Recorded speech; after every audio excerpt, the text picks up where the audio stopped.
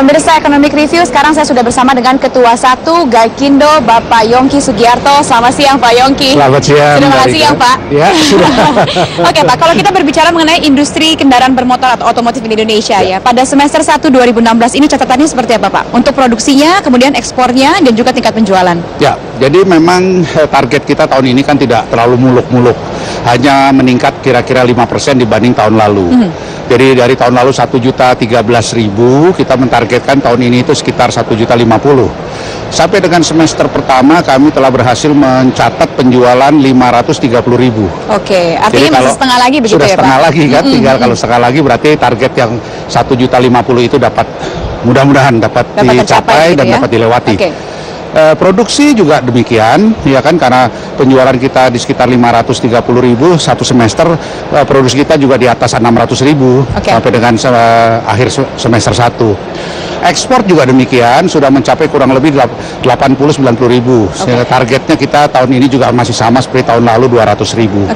Kalau dibandingkan dengan tahun sebelumnya, ini posisinya naik, di stagnan atau di mana? Tahun 2014. 15, ya? 15. Ya, kalau 2015 naik sedikit. Naik sedikit, baik produksi, baik penjualan, baik ekspor, ada naik sedikit. Oke, ini yang menyebabkan naiknya hanya sedikit itu apa sih Pak faktornya Pak? Begini, kami di awal tahun mentargetkan itu berdasarkan APBN pemerintah.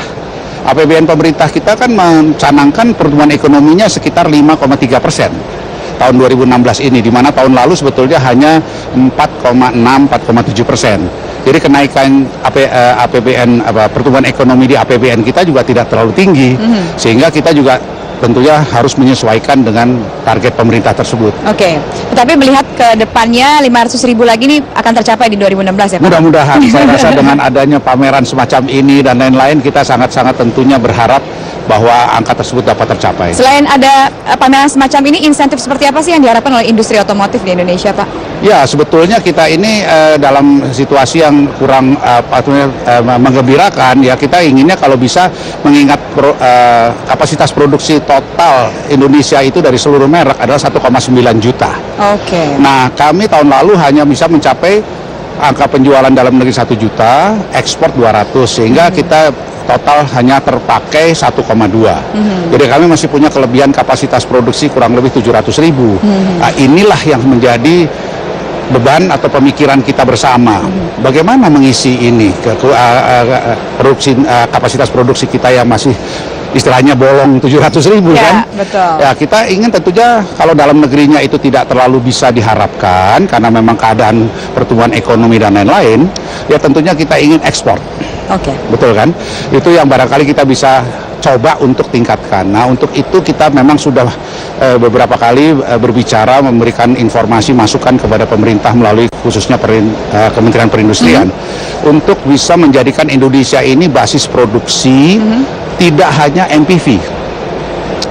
Karena MPV ini diekspor itu terbatas pasarnya. Orang di luar itu masih menginginkan kendaraan sedan, masih menginginkan kendaraan SUV, pickup dan lain-lain. Nah, mobil-mobil jenis itu tidak diproduksi di dalam negeri, masih diimpor secara utuh. Nah, kita ingin itu juga diproduksi supaya nanti bisa diekspor. Nah, untuk itu kita harus membuka pasar kendaraan jenis itu lebih besar dengan cara harganya harus bisa juga terjangkau kan? Nah, kalau harga mau terjangkau bagaimana? Ada satu faktor yaitu PPNBM. Karena khususnya PPNBM untuk sedan kecil dan SUV kecil itu masih dipatok oleh pemerintah kita 30%. Sedangkan untuk MPV 10%. Nah, itu yang sedang kami himbau kepada pemerintah untuk bisa diturunkan dari 30 menjadi 10.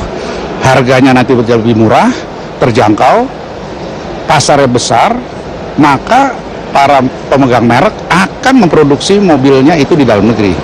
Nah, dari situ nanti kita bisa mengekspor. Itu kita rencana. Akhirnya bisa menjadi raja ekspor gitu ya. Ke negara-negara luar ya. Kita tingkatkan. Kita iri hati kalau lihat Thailand. Thailand itu bisa mengekspor sekitar 1,2 juta per tahun. Kita aja 200.000. Baik. Rendah sekali ya Pak ya. Kecil sekali. Kita akan lanjutkan usai jeda pariwara. Pemirsa tetaplah bersama kami. Economic Review akan segera kembali untuk Anda.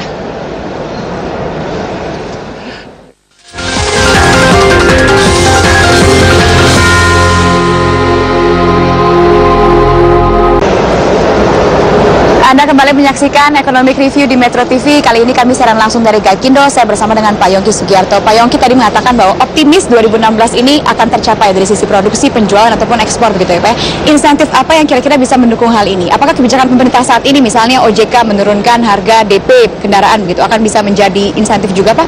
Ya, sebetulnya itu kita sudah bahas waktu itu 3 tahun yang lalu waktu OJK menginginkan dinaikkan DP. Kami waktu itu sudah menentang sebetulnya. Kami katakan Pak sebetulnya tidak perlu diberikan atau LTV atau loan to value ini dinaikkan sampai 30% karena ini akan menghambat penjualan. Ya kan, karena orang-orang yang tidak mampu membayar DP segitu akhirnya kan tidak jadi beli mobil.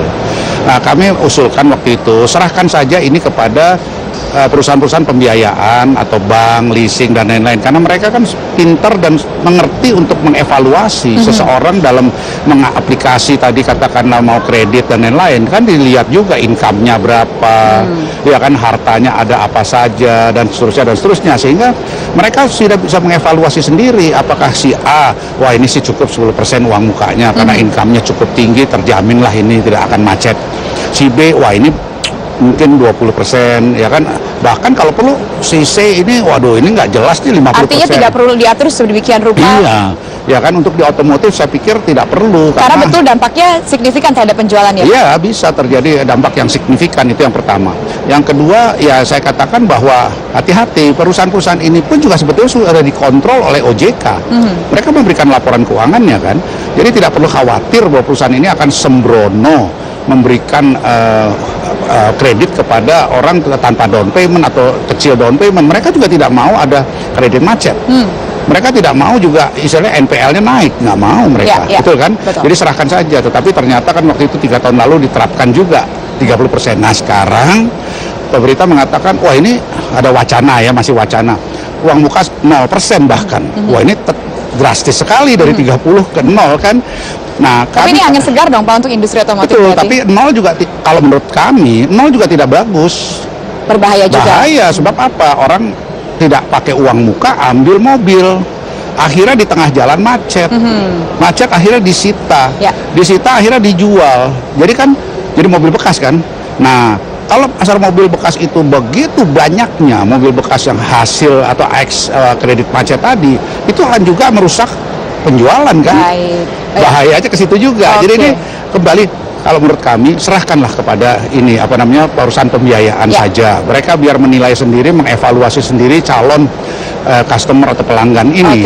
Tapi kita menyambut baik tentunya, sangat menyambut baik bahwa ada wacana tersebut untuk menurunkan tadi uang muka. Tadi kita bicara tentang bagaimana bisa menjadi raja atau pemain besar gitu dalam ekspor produksi dalam negeri kita.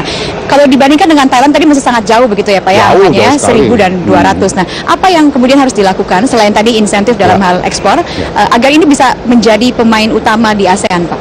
Begini, kita juga selain tadi yang direct mengena kepada industri otomotif, ya kan, kami tentunya juga menghimbau pemerintah agar segera juga melakukan pembangunan infrastruktur, pelabuhan, ya kan, jembatan, kereta api, jalan raya dan lain-lain, supaya ekspor kita juga terjamin kelancarannya begitu. Bagaimana kita mau ke ekspor kalau pelabuhan untuk ekspor mobilnya kurang luasnya, gitu ya kan, luasnya kurang, jadi itu juga nggak bisa. Nah itulah yang juga harus diperhatikan oleh pemerintah bahwa kita mau bergerak ke situ. Siapa yang tidak mau? Semua mau, ya kan, karena ini negara Indonesia ini dibanding 10 negara ASEAN, ya ini Indonesia adalah sangat potensi dengan rakyat 250 juta, ya kan, kita yakin bahwa Indonesia dan sudah menjadi leader di ASEAN, ya kan, dan kita harus pertahankan itu terus. Tetapi kita masih kalah ekspornya dibanding Thailand. Kalau penjualan dalam negerinya kita sudah nomor 1. Kita sudah nomor 1. Thailand sudah di bawah kita, Malaysia di bawah kita. Gitu. Jadi kita bangga dengan itu, ya kan. Tetapi kita tahu bahwa 250 juta rakyat Indonesia ini menjadi potensi, ya kan, pembeli kendaraan bermotor. Ini kan tinggal sekarang kita meningkatkan income per kapita. Pendapatan per kapita dari masyarakat Indonesia ini meningkat. Sekarang mungkin sudah di 4.000. Kalau itu nanti sudah 8.000, 10.000, yakin saya. Apa yang dicari ya pasti mobil. pertama kali sekali pasti mencarinya kendaraan dulu. Iya, ya? pastilah. Oke, kalau kita lihat lagi ke Thailand, Pak, sekarang kan memang pemerintah Thailand banyak menggenjot mengenai mobil listrik. Ya. Nah, di Indonesia sendiri sebetulnya sudah menarik belum sih mobil listrik itu, Pak? Sebetulnya kita bisa mulai. Iya kan, kita bisa mulai. Tetapi kembali saya katakan kita harus menyiapkan juga sarana dan prasarananya. Iya kan, jadi mesti ada aturan-aturan di mana misalnya di tempat-tempat kantong parkir ada tempat charging. Nah, itu yang kita harus perhatikan. Jadi tidak hanya sekedar produksi mobilnya sudah bisa, ya kan. Tetapi sarana dan prasarannya kita harus siapkan juga. Okay. Mungkin sebelum kita menginjak kepada tadi mobil listrik, kita coba sekarang naik saja satu tingkat dari standar emisi kita yang sekarang ini Euro 2. Coba kita naikkan ke Euro 4, ya, untuk menurunkan polusi dan juga hemat bahan bakar. Gitu aja dulu. Nah, tadi waktu Bapak Wakil Presiden membuka di sini sempat juga berbincang-bincang mengenai standar emisi Euro 4 tersebut. Memang Pertamina mengatakan mereka baru bisa mensuplai dengan kilang dalam negerinya itu di tahun 2019. Tetapi Bapak Wakil Presiden mengatakan tidak apa-apa, Pertamina terus jalan saja dengan program tadi. 2019 akan memproduksi dalam negeri bahan bakar minyak BBM untuk Euro 4. Tetapi silahkan mulai import saja dulu. Oke. Euro 4, bahan bakar Euro 4. Lalu dijual di dalam negeri, didistribusi tentunya, dijual di dalam negeri. Saya tambahkan tadi Pak Wapres, kita juga tidak minta subsidi untuk tadi Euro 4 tersebut. Jadi kalau diimpor dengan harga berapa, ya dijual dengan harga berapa oleh Pertamina, begitu kan.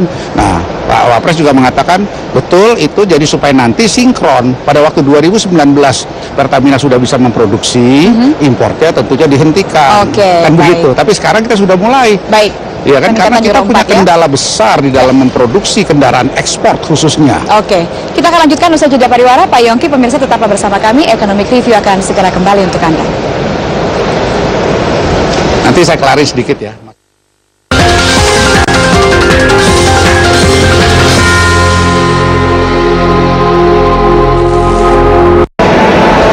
Kembali di Economic Review, Pak Yongki, tadi kita katakan bahwa Euro 2 dengan Euro 4 ya. Euro 2 ini masih mengganggu percepatan dari ekspor Indonesia. Betul, jadi negara-negara di sekeliling kita saja sudah tidak memakai Euro 2. Sudah lari Euro 4, Euro 5, bahkan sudah Euro 6. Ada negara Singapura, Thailand, Malaysia, dan lain-lain.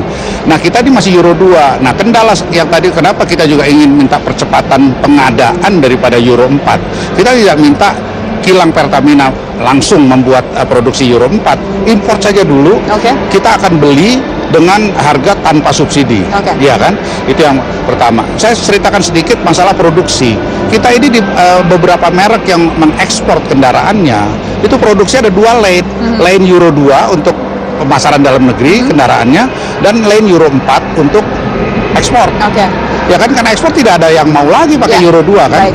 Nah, sekarang kita ini kadang-kadang susah untuk tadi mempasarkan atau memproduksi kendaraan Euro 4, ya kan, bahan bakarnya tidak ada. Kadang-kadang harus import. Loh, mobil itu kan harus dites dulu, mesinnya harus dihidupkan dulu. Bagaimana kalau tidak ada bahan bakarnya? Masa mesti didorong ke Tanjung Priok mobilnya? Sehingga akhirnya ini menjadi satu faktor penghambat begitu ya, Pak? Itu salah satunya. Maka dari itu kami terus menghimbau kepada pemerintah bahwa tolong Pak, kalau bisa Euro 4 ini segera diterapkan, ya kan? Kami tidak minta subsidi, kami minta supaya pengadaan diimpor saja tidak apa-apa, tapi didistribusi yang merata, kan begitu. Pak Yongki, ini sekarang sedang ramai gitu ya, quote on quote amnesti pajak ini akan mempengaruhi berkembang ya, kita tentunya mempunyai satu harapan juga bahwa setelah tax amnesty ini berjalan dan banyak yang sudah ngaku dosa, istilahnya begitu kan, ya jadi berani beli mobil kan gitu kan, itu harapan kita tentunya gitu kan. Jadi ya mudah-mudahan dengan adanya tax amnesty ini juga pasar kendaraan bermotor bisa lebih bergairah.